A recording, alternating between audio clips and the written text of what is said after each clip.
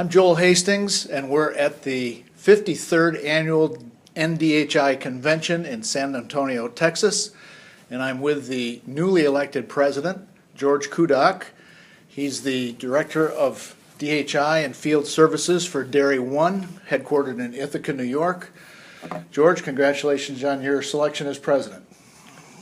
Thank you. I appreciate that, and I'd just like to say that it's an honor for me to have the trust and confidence with my fellow dairy producers and dairy business professionals that I can serve in the role as president and lead National DHI to the best of my ability. Well, you were unanimously elected, we can say, so that's always a good sign. Tell us about some of the priorities for you and for NDHIA in the year ahead.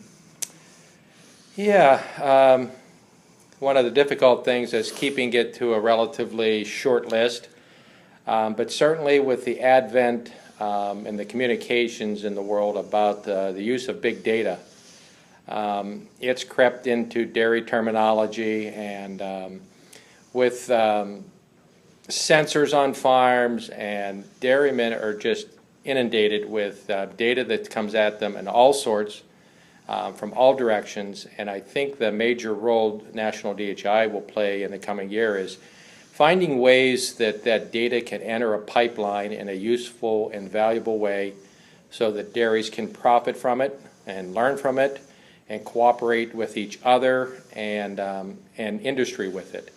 And I think that's probably the overriding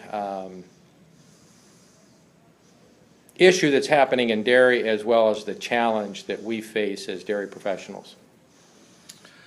The organizational aspects of NDHI, there's three entities: the DHI group, the DHI services group, and quality certification.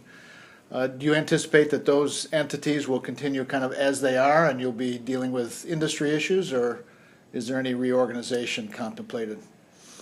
Well, first of all, if we stay as we are, we're dead. We just won't know it. So I expect, though, that the changes will be controlled, maybe even subtle in some people's mind. But I think the important thing is that we need to continuously search for ways of becoming better. We have a shrinking pool of dairy producers we work with, and of course we have a shrinking pool of dairy professionals that are accessible to work with dairy farms. So I think that all being said, that yeah, we've got to look at ways to change, and what we've got to do different is we can't look at this next year.